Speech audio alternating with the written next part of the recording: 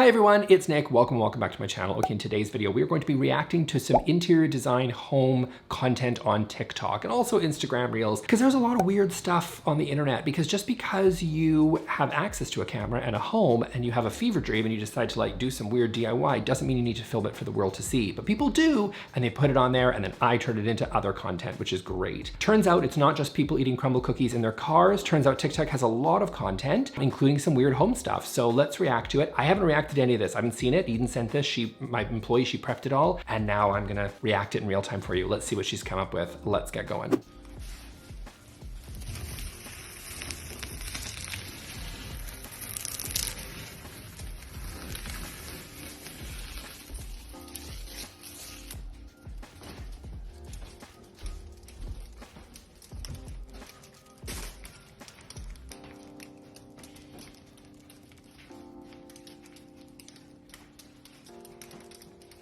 Okay, it's a rough start, I'm not gonna lie. The epoxy kitchen countertops, I understand you don't love your countertops. Okay, I understand it, and I know it's a fixed element and it's really expensive to fix it. Now you've like got a whole, you want those dream marble countertops, but it's a whole renovation. If you're gonna do that, you might as well do the cabinet, and before you know it, now you're spending tens of thousands of dollars on a brand new kitchen that you didn't know you needed. So then you go and you flick on TikTok, you just are flicking through, you're on your FYP, you're sitting there, it's nighttime, you should probably go to bed, but here you are, and you come across this, and you think, this doesn't look too terrible. I don't think that you should epoxy your countertops. I think that they are going to look very cheap. I also don't think it's a good material choice that's going to make sense long-term, short-term, medium-term for countertops. They're gonna ruin your countertops. Your countertops are probably not that bad, you know? Like, work with what you've got. They're fixed elements. These are oftentimes tricky to work with. I honestly would favor peel and stick, because at least if it's ugly and it doesn't work out, you can take it off. This is permanently changing your countertops. These are gonna be very glossy. They're very tacky. They do not look like marble. I've seen the ones where you go with a little paintbrush and you sit there and like hand put in your marble veining. It does not look real. No one believes for a second that it is. Just work with, if you've got old 2004 granite countertops, they're fine. If you've got laminate ones, they're fine. Work with what you've got, you know, cover it up if needed. There's lots of really cool ways that you can still decorate your kitchen without necessarily resorting to something like this. I do not like the epoxy countertops. This is one of the worst trends I've seen on DIY. It's over-promising to people that they're gonna make their space. It's the whole like, people won't even know. Like, we know that they're epoxy. This is at least a like, grayish tone. I've seen other ones that are absolutely like crazy colored. These are a miss for me. These are a miss for me. I'm sad now for the people that did that. Bud Light presents Real Men of Genius. Real Men of Genius. Today we salute you. Okay, gentlemen. Let's have a conversation. Sometimes turning trash into one man's trash is another man's treasure. I understand that. That makes sense for those like chic, cool vintage finds, but a tire, bringing that into your living room is not an aesthetically beautiful choice. Is that a new tire or is that an old tire? Which means it's been like gross. Do you know what I mean? Now you've put that in the house. It's also like, it just is ugly. At best, it's themey. Like you've got some sort of an automotive sort of aesthetic in your space, and you know how I feel about themes. I think subtle nods to certain things could be fun. You know what I mean? I don't think that this is subtle. I think that if you wanted to bring in some sort of NASCAR theme, there are better ways to do it than whatever this is. It's ugly, it's impractical, it's stupid, it's dirty, it's not great. This is when you, by the way, show your girlfriend or your wife or fiance, whatever, TikToks like this and say, I think we should do this in the living room. This is why she doesn't let you choose things when you go to Target together. This is why you don't get a voice. It's because you do stuff like this. See, if you didn't and you actually were like, this is kind of nice and it was good, you'd be a lot better off. Do you know what I mean? Like she might actually want to have allow a little bit more of a say, but now you've lost privileges because of the tire table, right? So, you know, if you develop some good taste and not this, then, you know, then you can blend your styles together in a really beautiful way. And then, you know, it's wonderful, I think, when you walk into a home and, you know, both partners and the whole family sort of style is represented in the space. That can be really beautiful. This isn't it, okay? So we're gonna try harder and do better next time, is what I'm gonna say to this one.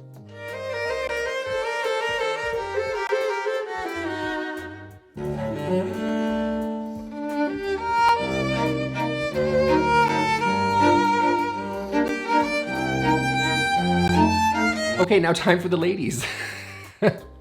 I can tell exactly who lives here based on two things. The Tom Ford book, but at least you went for the white one because it obviously fit your aesthetic better than the black one. So the Tom Ford 2. So you've got the Tom Ford book and you got the Hermes throw. Two things I have made fun of in the past. Listen, okay, bear with me. It's a little bit tacky, a little bit gaudy. Now I will say that because oftentimes in heterosexual relationships, women tend to have more of a voice and a say because they care more on the interior design, you're more likely to see this type of stuff actually show up in people's homes than the tire table. I'm not saying it's a whole lot better though. I will say the red gloves were very chic and a nice touch. No, let's be honest. I mean, this is a very over-the-top glam style. I think subtle nods to glam can actually be fun. I actually think there are some subtle ways you can bring in some actual real luxury pieces, marble, brass, like there's actually ways that you can bring in luxurious materials that are really, really great and really beautiful. But when you've got this rose situation, especially in the context of the rest of the space, it just feels really cheap and gaudy. There's a side of glam that is less Art Deco, less Hollywood Regency, and a little bit more trashy sequins.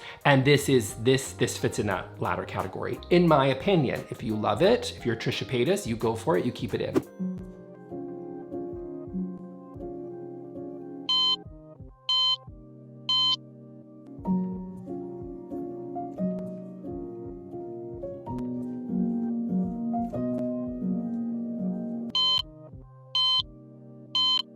Okay, so I like this one. I do. I think that there's a couple of things happening that are good education for people, obviously done in a very sort of lighthearted, funny way. One, I would say right away is that, you know, don't use the big light. This has become a thing I notice a lot in Gen Z style where they're obsessed with lamps, and I think that that's a great thing. This is of course a real response to the fact that I think we've relied too much on overhead sort of lighting and less on table lamps and floor lamps and a real dynamic lighting plan that we should, as you have said, I've said 1,000 times on this channel, we should be incorporating into our spaces. So I think this is definitely a reaction to that, and overall I will agree with the sentiment. I do think though that this never turn on the big light thing, there are some advantages. Like it's not a bad thing to necessarily use the big light thing once in a while. Personally, I will say though, you can or you should couple the big light with pendants, with accent lighting, with sconces, with table lamps, with floor lamps, with under counter LED light strips that are recessed and diffused and under so that you can't see the track lights, okay? That's what we're trying to go for there. That is all wonderful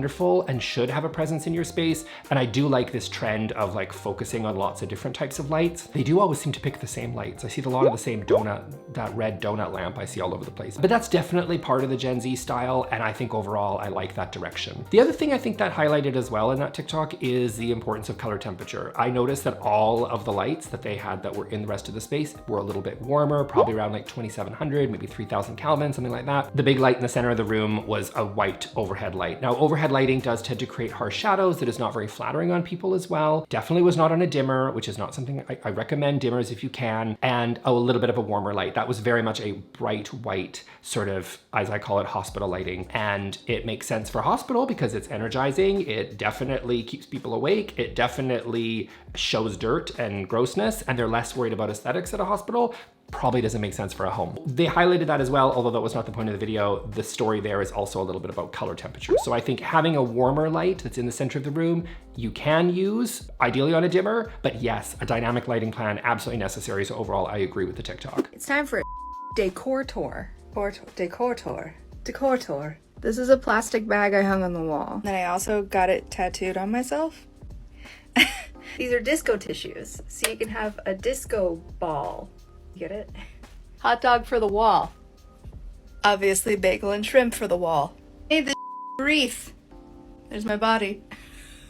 Would you look at that? It's an unfinished rainbow macrame curtain. Okay, so first of all, I like her. I thought, first of all, I want to hang out with her. Here's a general rule in life. If you, no matter how much you love a certain piece of decor in your space, even if it's a trash bag, I don't advise you to tattoo it on your body. I don't think, you know, I like that little lamp back there, but I'm not going to get it tattooed on me. Do you know what I mean? Because trends are fleeting. Maybe when you're 20, it seems like a really great idea. You might regret it at 40. That's all I'm going to say. Tattooing a garbage bag, maybe not recommended. But I will say, she's obviously got a personality, and that's definitely seems to be reflected in her style. She's got kind of an irreverent, sort of fun sense of humor. You can definitely see that in her space. Is it my taste? No. Do I think nailing literal trash onto your wall is a good idea? It's not for me. I don't think it reads particularly timeless. She's also very young, so she's just having fun with her style and exploring her style, and that's a wonderful thing. That is very much the Gen Z sort of aesthetic. I will say this is a little bit of the lower budget version, which is fine. She's obviously got a lot of sequins and things. A lot of it's DIY and made herself, and that's totally fine. I'm not gonna hate on it too much. She's trying to find her own style, and that works. I think I've seen a lot of these Gen Z spaces that are usually some sort of funky Togo sofa coupled with that same red donut lamp I talked about earlier. Like, that's more what I see, you know, on sort of well kind of designed, sort of a little bit higher end spaces. Maybe some vintage mixed in there. All that sort of makes up that style for Gen Z, that sort of postmodern, fun,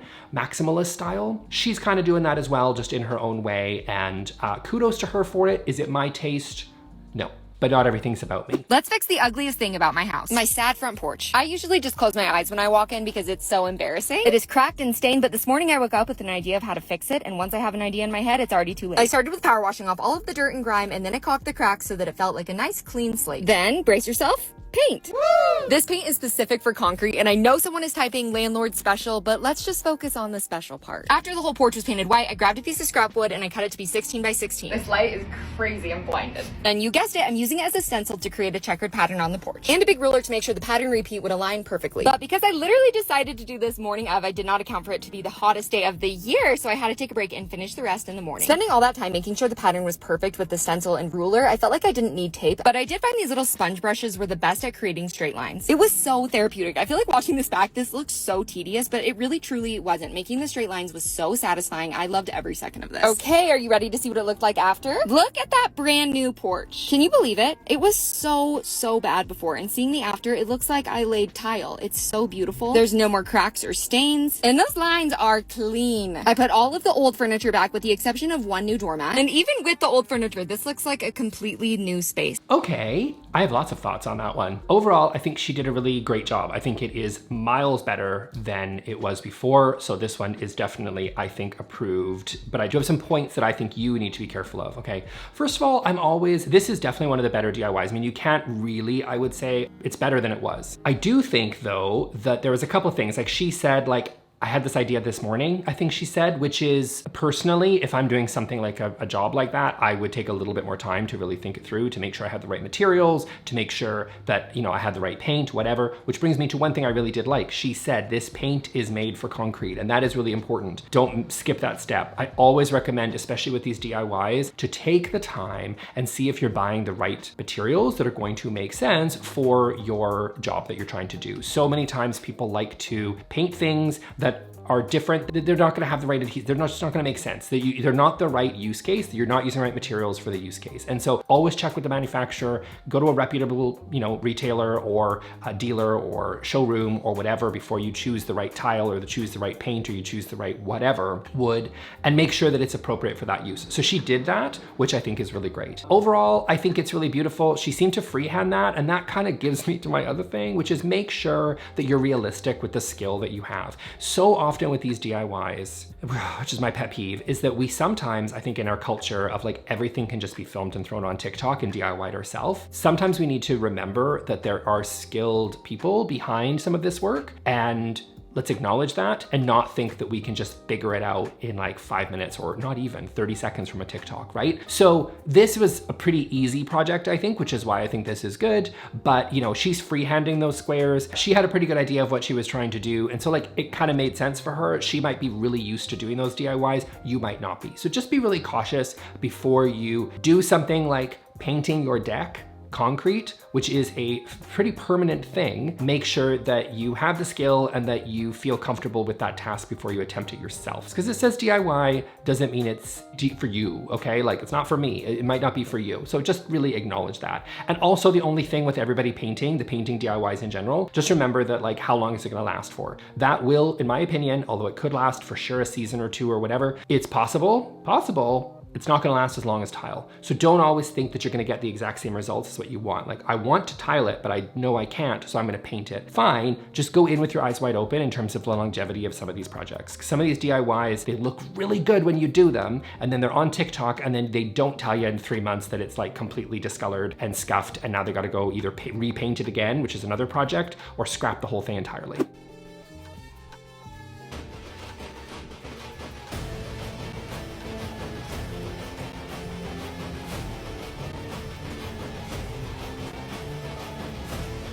Okay, so depending on where you live, this is probably not to code. There's some safety obvious things happening there. I mean, if you have kids or elderly, they're gonna fall down the stairs and crack their head open. Like, I mean, we have building codes for a reason, because buildings were dangerous before we had them, because people did stupid stuff like this. You know, there's something to be said for floating staircases. I don't hate them. I quite like them actually. Open riser, like that's fine. I don't think, some people still don't like them because, you know, they think their kids are gonna fall through or whatever, which is like, okay, well, if your kid's stupid enough to like literally fly through that staircase, well then what are you doing? People will find ways to hurt themselves all over the place, but this is clearly a hazard, and I wouldn't recommend that you hurt your family deliberately. So I would say skip this one, get something with a railing. You know, yes, these things can be, I've seen people DIY things like this. Staircase is structural that maybe ought not to be DIY'd. Maybe that is, again, an example where bringing in an expert who knows what they're doing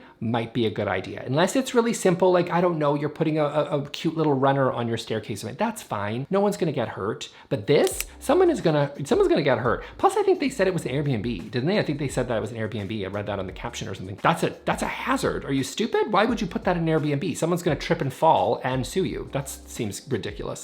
This is a bad idea. Yes, it's a bad idea. I'm getting mixed signals. Yes or no? A definite no. I can't see your mouth through the gate. No, no, no, no. I think you said yes. No. I'm going with yes. No.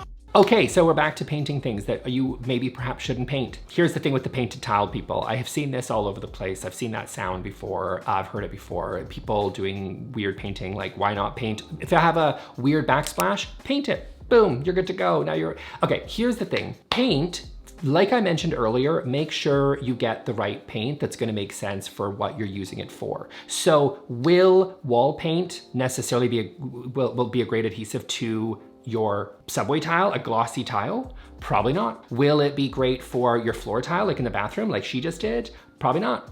Probably not gonna work. So you're probably gonna have to do a little bit more research than in a 12-second TikTok to figure out if you've got the right paint that's gonna make sense for painting tile. Also, you know, is it gonna work with the grout? Because there's grout lines. You're gonna lose those. Obviously, if you're just sitting there, you know, painting it over, you're gonna, that could be an issue. So make sure that it's gonna work not just for the glossy tile, but make sure for the grout as well. These things are going to, paint is, acknowledge that paint is going to be something that is temporary. If we're fine with that and you're going in with your eyes wide open that this is a very temporary fix, then that's fine. My issue with this though is that these inevitably always look like garbo soon afterwards, and then your answer is you can't get it back to what it was, which was the tile, easily. That's a ton of work to strip the paint off of there. So you're probably not gonna get that. So the tile's now ruined, but the paint also looks like crap. So now you either let that be worse than it was before, or you're now ripping up the tile. Now, if you're planning on ripping up the tile, like I'm doing a renovation for my bathroom in 6 months or a year, but these are just driving me crazy, then paint them. Who cares? You're ruining the tile, but it doesn't matter because in 6 months or a year, you're planning on ripping them up. But if you're planning on resale, a good buyer and a good realtor is gonna walk through there and go, these tiles have been painted, which means this is gonna look like crap in 6 months. Probably not a great idea. They're probably gonna say, they're gonna ask some questions, and rightfully so,